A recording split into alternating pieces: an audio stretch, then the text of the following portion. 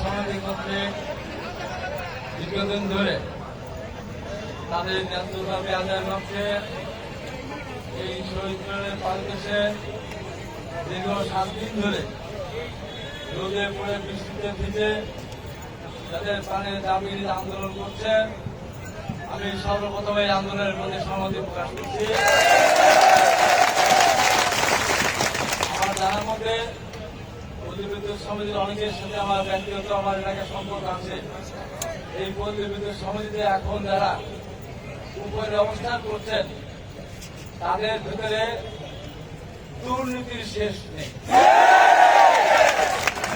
এমন অবিবেচক, আমি আমার চার শহরের পল্লী বিদ্যুৎ সমিতিতে আমাদের ওখানকার একটা মেয়ে ইঞ্জিনিয়ার কাজ করতেন, আরেকজন ভদ্রলোক কাজ করতেন।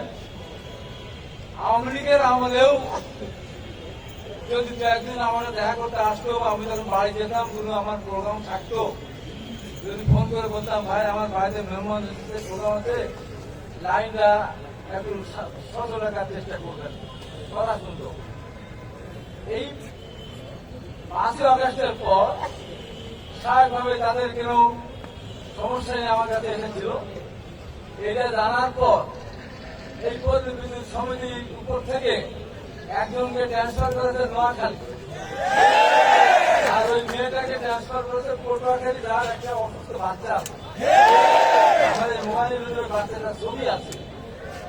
এত অমানবিক এরা, তাদের আপনারা তো তাদের সহযোগ চাই, যারা উপরে চাকরি করে আপনারা নিশ্চিত চাকরি করেন, মানবিকতা আছে বলে আমার কাছে একদম একদম জনগণের কাছে গিয়ে আপনার সেবাটা দেন। আপনাদের এই দাবি দেওয়া নেই যে রোদের মধ্যে ভিজতে ভিজতে ভিজতে রোদে পুড়তে অসুস্থ হয়ে যান, মানুষের কি হবে? আমি বলি অনতিবিলম্বে সরকারকে বলবো, অনেক দাবি দেওয়াই তো আপনারা মেনে নেন, যেগুলো একটা দাবি বললেই সাথে সাথে দাবি হয়তো মানা হয়ে যায়। এরা কি করেছে? এটা কি মানুষ না?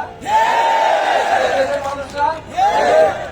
আপনাদের ঢাকা শহরে বসবাস করেন, আপনারা আত্মীয় স্বজন পরিবার করে সবাইকে ঢাকা বসবাস করেন, তাহলে পরে এই মানুষগুলোকে কষ্ট দিয়ে এই যে তারা আজকে তাদের দাবি নিয়ে এখানে বসে আছে, আপনাদের আত্মীয় স্বজনকে এলাকা থাকে না, উপদেষ্টা মহোদয় আজকে দেশ প্রশাসন করছেন, নিশ্চয় থাকে। তাহলে এদের প্রতি মানবিক হতে আপনার সমস্যা দেখবেন। এরা পরিশ্রম করে, এরা পরিশ্রম করে এরা পয়সা উপার্জন করে বা বেতন পায়, আর আপনারা উচ্চ স্তরে যারা বসে আছেন এই দেশটাকে ফকির বানানোর জন্য আপনারা অনেক বিদ্যুৎ খাতে যে লুটপাট হয়েছে চিন্তা করা যায়। খাম্বা খাম্বা করে হাম্বালেন, খাম্বা ছিল। হ্যাঁ, বিএনপি সময় আমলের 5 বছরে মাত্র 13,500 কোটি টাকা রেভিনিউ এবং ডেভেলপমেন্ট বাজেট ছিল। সেখানে একজন ছোট ধরনের একজন তৃতীয় থেকে পয়গম্বর নেমে এসেছিলেন। আমি দুঃখিত কথা বলার কারণে দুঃখ প্রকাশ করে বলছি, উনি এসে বললেন বিদ্যুৎ খাত থেকে বিএনপি 20,000 কোটি টাকা শুরু করছে। বাজেট যাবে 13,500 করে 5 বছরে।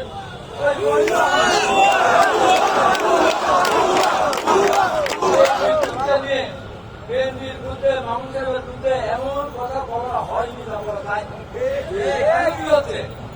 এখন তো প্রতি বছর এই বিগত সরকার আমাদের 27-28 কোটি টাকা প্রতি বছরে বাজেট থাকে। এই টাকা কোথায় গেছে? এই টাকা হিসা এই যে বড় বড় কর্মকর্তারা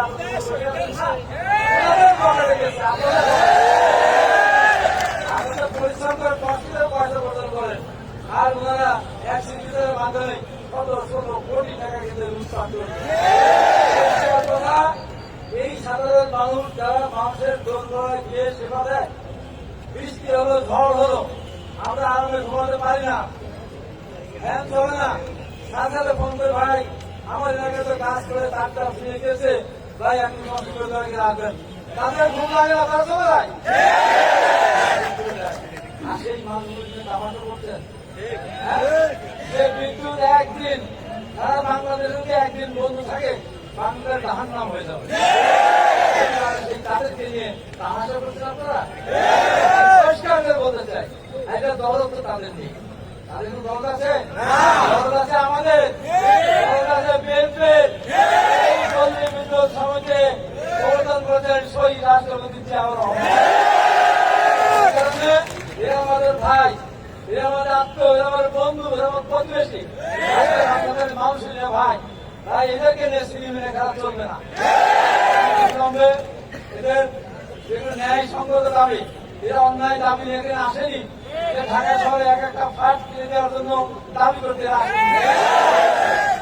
আসে নাই। আমরা এখানে এসেছি একটা গাড়ি দিয়ে দাম, আমরা তো গাড়ি হাঁকাম, ওনারা তো রোদের ভিতরে ওনারা রাস্তা রাস্তা ঘুরে বেড়ান।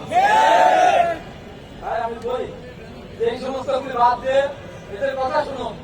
7 দিন হয়ে গেল, আবার আসতে পারেন নাই। দায়িত্ব আছেন, বিদ্যুৎ দায়িত্ব আছেন। আজ 10 মাসের কাছাকাছি যাচ্ছে, একটা কোন ধরনের এই যে অনিয়ম হয়েছে, বিদ্যুৎ ছাড়া ইমপ্লিমেন্ট দেওয়া হয়েছিল। আমি চুরি করবো, ডাকাতি করবো, দায়িত্ব লুট করবো, দায়িত্ব দাম দেবো, এর বিচার হবে, বিচার করা যাবে না। ওই এই প্রত্যাহার করে যারা এই লুটপাট করছে তাদের কিছু ব্যবস্থা নিয়েছেন? এখন সরকারকে বলবো, এই বিদ্যুতের যারা উপর থেকে যারা চাকরি করে বিদ্যুৎ করে তারা তাদের খোঁজ দেখেন, তাদের বাড়ি ঘরে গিয়ে আমাদের কত টাকা লুট করছে।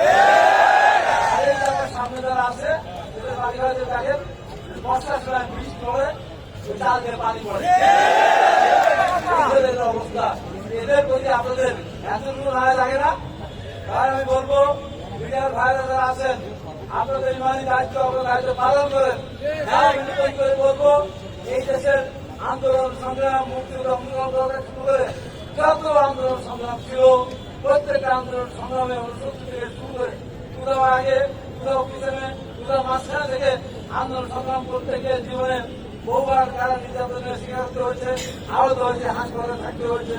সর্বশেষ জুলাই বিপ্লবে আমাদের সমস্ত ভাইরা শহীদ হয়েছেন, তাদের রক্তের প্রতি সহায়তা বলতে চাই, আর এই বাংলাদেশে বৈষম্য করা যাবে না। আর আমি আমার পক্ষ থেকে আমার আন্তরিক ভাবে প্রত্যাশা করে সরকার আগামীকালের মধ্যে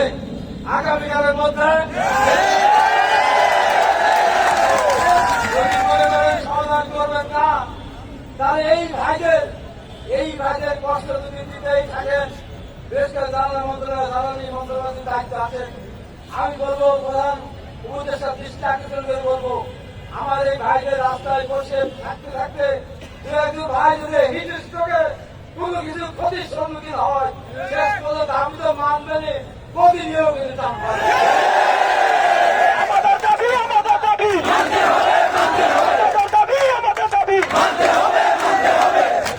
এটা ছেলে খেলা না, এটা খুব সুচিন্তিত ভাবে রাষ্ট্রপতি জিয়াউর রহমান এই বিদ্যুৎ পল্লী বিদ্যুতের যে সময় ব্যবস্থা করেছেন,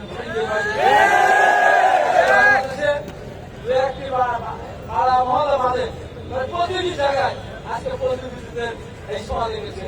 আজকে গ্রামে বসে মানুষ টেলিভিশন দেখে, মোবাইলে চার্জ দেয়, তারা ইয়ে চালায়, কি বলে অটো চালায়, ইন্টারনেট চালায়। আজকে এদের অবদান, আজকে অনেকে আছেন বড় বড় যারা কর্মকর্তা আছেন বড় বড় পদে, তাদের যদি ডিস্ট্রিক্টের অসুবিধা হয় যেতে চান না, চান না।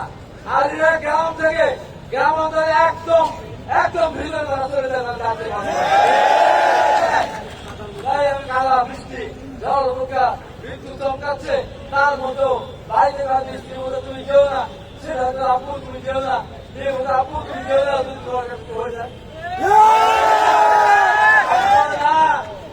আমার যেতে হবে, আমি চাকরি করি, আমি জনগণের সেবা যদি আমি না দেই, তোমাদের এই তামাশা বন্ধ করে আগামীকালের মধ্যে তাদের সাথে বসে তাদের ন্যায় সংগ্রহ